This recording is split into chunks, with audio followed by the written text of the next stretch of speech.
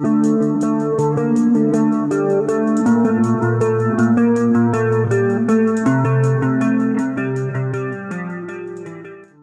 Guys, welcome back to a channel 4 Geeks High। आज के video में हम करने जा रहे हैं वांडा विजन के एपिसोड 1 और 2 का ब्रेकडाउन। तो चलिए शुरू करते हैं। वांडा विजन के पहले एपिसोड की स्टार्टिंग होती है जिसमें वांडा और विजन दोनों एक कार में होते हैं और देखने से लग रहा है कि दोनों की शादी अभी ही हुई है। उसके बाद वो दोनों अपने घर में जाते हैं जिसका नंबर 2800 होता है।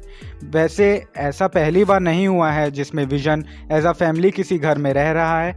2016 की कॉमिक में ऐसा हो चुका है जिसमें विजन के घर का नंबर था 616, जो कि अर्थ 616 की स्टोरी है। हो सकता है यहाँ भी 2800 से ऐसे ही कुछ रेफरेंस दिया हो। हम इसको कुछ ऐसे समझ सकते हैं कि मार्वल कॉमिक्स में मल्टीवर्स है और हर एक डिफरेंट यूनिवर्स में डिफरेंट अर्थ एग्जिस्ट करते हैं एंड हर एक डिफरेंट अर्थ को डिफरेंट नंबर से डिफरेंशिएट किया जाता है। वांडा विजन की बात करें तो हो सकता है यहाँ भी इसे एज अ मल्टीवर्स दिखाया गया और यह शो करने की कोशिश की गई है जो यह वांडा विजन की स्टोरी है वो मेन यूनिवर्स से अलग है। और हाँ, ये भी कंफर्म है कि यह doctor strange 2 multiverse of madness से कनेक्ट होगा। तो हाउस नंबर 2800 मल्टीवर्स को रिप्रेजेंट कर सकता है। अभी तक तो देख के ऐसा ही लग रहा है कि यह वांडा का बनाया हुआ यूनिवर्स है। मे बी वांडा विजन की मौत से डिप्रेशन में होने के कारण कर रही है। यह हो सकता है ऐसे उसे कोई और करा रहा है, यह हम आगे के एपिसोड्स में देखेंगे। हम ये जानते हैं कि वांडा विजन 1950-60s के सिटकॉम से इंस्पायर्ड है और हमने पहले और दूसरे एपिसोड में उसी टाइम के जैसे ही एडवर्टाइजमेंट देखने को मिले। पर हमें ये भी देखने को मिला कि MCU ने बहुत ही क्रिएटिव वे में अपना डायरेक्ट रेफरेंस दिया जो कि वांडा की लाइफ से कनेक्ट हो। फर्स्ट एपिसोड में हमें टोस्ट मेड 2000 का एड दिखा जिसको बनाया था स्टार्क इंडस्ट्रीज ने। अब ये कुछ इस तरह कनेक्ट है वांडा की लाइफ से कि वांडा के पेरेंट ऐसे ही एक बॉम्ब ब्लास्ट में मरे थे जो कि स्टार्क इंडस्ट्रीज ने बनाया था। ये हमें सिविल वॉर में पता चला था। अब बात करें सेकंड एपिसोड की तो उसमें एक वॉच की ऐड थी जिसका ब्रांड था स्ट्रकर और वॉच में हाइड्रा भी मेंशन था। अब हम ये जानते ही हैं कि MCU में most of the event hydra की वजह से हुए हैं और हाइड्रा एक टेररिस्ट ग्रुप है। साथ ही बैरन स्ट्रकर ये वही है जो Wanda, Pietro and mind stone पे एक्सपेरिमेंट किया था जिसके वजह से ही वांडा को अपनी पावर मिली थी और हाँ, उसी ने वांडा को एवेंजर्स के खिलाफ किया था। साथ ही साथ हमें कुछ और छोटे छोटे डिटेल्स देखने को मिले एड्स के जरिए कॉमिक्स से रिलेटेड। जैसे बात करें तो एपिसोड 2 के एनिमेटेड इंट्रो होता है, वहाँ सुपरमार्केट में 2 एड्स लगे होते हैं। पहला बोआ मिल्क, कॉमिक्स में बोआ नाम की एक कैरेक्टर थी जो कि एक सुपर रिवॉर्ड काउ थी और साथ ही वांडा की बेबी सीटर भी थी। दूसरा है आंटी एस किटर लिटर जो कि रेफरेंस है अगाथा हार्कनेस का। वैसे शो में भी एक कैरेक्टर है एग्नेस के नाम से जो कि वांडा की नेबर है। चलिए अब आगे बढ़ते हैं। तो सेकंड एपिसोड में हम देखते हैं कि वांडा और विजन एक मैजिक शो करते हैं जो कि एक स्कूल के डोनेशन के लिए होता है। उसमें वह अपने नेम, ग्लैमर एंड इल्यूजन बताते हैं। अगर हम कॉमिक्स में देखें तो ग्लैमर एंड इल्यूजन नाम के 2 कैरेक्टर पहले से ही हैं। दोनों ही मैजिक शो करते हैं पर इन दोनों के पास रियल पावर थे जो कि हम सेकंड एपिसोड में देखते हैं। कॉमिक्स में इल्यूजन के पास matter manipulation and super strength है और सेम विजन के पास भी यही पावर है। वहीं ग्लैमर के पास मॉलिक्यूलर डेंसिटी मैनिपुलेशन के पावर थे, सेम वांडा के पास भी यही पावर है।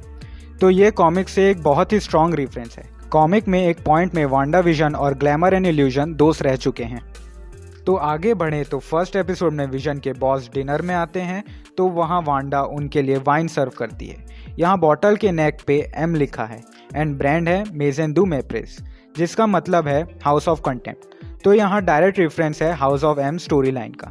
कॉमिक्स में वांडा ने ऐसे ही एक रियलिटी क्रिएट की थी, वहाँ भी उसने अपने 2 बच्चे को रिक्रिएट किया था जो कि हमें एपिसोड 2 के लास्ट में पता चला है कि वांडा प्रेग्नेंट हो जाती है। कॉमिक्स में यहाँ तक कि वांडा ने यह भी बोल दिया था नो मोर म्यूटेंट्स और पूरे वर्ल्ड से म्यूटेंट एक्सटिंक्ट हो गए थे। तो यहाँ शो में भी कुछ ऐसा हो सकता है बट साथ ही ये भी हो सकता है कि इससे एक्समैन की एंट्री MCU में हो सकती है। चलिए आगे बढ़े तो सेकेंड एपिसोड के इंट्रो में हमें एक छोटा सा हेलमेट का शेप का कुछ दिखाई देता है। यह ग्रिम रीपर का हो सकता है। ग्रिम रीपर मार्वल कॉमिक्स में विलन का रोल प्ले करता है और अगर हम कॉमिक्स में विजन के ओरिजिन को देखें तो उसमें ग्रिम रीपर के ब्रेन वेव्स का यूज़ हुआ है विजन को क्रिएट करने के लिए। यह भले ही छोटा सा रेफरेंस था बट ये कमाल का ईस्टर एग है। तो आगे बढ़े तो फर्स्ट एपिसोड के एंडिंग में हम देखते हैं कि कुछ लोग वांडा और विजन के ऊपर नज़र रखे हुए हैं और हर जगह हमें यह लोगो देखने को मिला है। अब ये जो लोगो है वह है स्वॉर्ड का। जैसे एजेंट्स ऑफ शील्ड्स अर्थ पे हो रहे खतरे, टेररिस्ट अटैक, ये सब पे नज़र रखते हैं, वैसे ही स्वॉर्ड का काम है एक्स्ट्रा टेरेस्ट्रियल और मल्टीवर्स से रिलेटेड थ्रेट पे नज़र रखना, जैसे कि एंशिएंट वन और डॉक्टर स्ट्रेंज रखते हैं। यह भी हो सकता है कि मोनिका रैम्बो स्वॉर्ड की ही मेंबर हो। फिर हम एपिसोड 2 में देखते हैं कि वांडा के घर में एक छोटा सा कलर्ड हेलीकॉप्टर गिरता है जिसमें स्वॉर्ड का लोगो भी बना रहता है। देन एपिसोड 2 के लास्ट में ही हम बी कीपर को देखते हैं मैन होल से निकलते, और उसके बैक में भी स्वॉर्ड का ही लोगो था। वैसे कॉमिक्स में देखें तो बी कीपर से similar costume advance idea mechanics AIM का था, जो कि एक ऑर्गेनाइजेशन है जिसका डायरेक्ट कनेक्शन हाइड्रा से है। वैसे MCU में AIM पहले ही दिखाया जा चुका है आयरन मैन 3 में। उसके बाद बात करें तो एपिसोड 2 के लास्ट में वांडा प्रेग्नेंट हो जाती है, जिसके बाद से शो ब्लैक एंड व्हाइट से कलर्ड होने लग जाता है। कॉमिक में वांडा के 2 बच्चे थे, विकन एंड स्पीड, जिसे उसने खुद क्रिएट किया था मेफिस्टो के सोल के पार्ट से। तो यह थोड़ी डिफरेंट स्टोरी है। मेफिस्टो और फ्रैंकलिन रिकर्ड की जब फाइट हुई थी तो मेफिस्टो के सोल के 5 पार्ट हो गए थे, और उन्हीं में से 2 सोल के टुकड़ों से वांडा ने गलती से अपने बच्चों को क्रिएट कर दिया था। तो इससे हमें मेफिस्टो भी देखने को मिल सकता है। तो ये था वांडा विजन एपिसोड 1 और 2 का ब्रेकडाउन। आपको इसमें से कौन सा डिटेल सबसे अनएक्सपेक्टेड लगा हो हमें कमेंट सेक्शन में ज़रूर बताइए। ऐसे ही amazing series movies related content के लिए सब्सक्राइब करें 4 Geeks Eye। सायोनारा।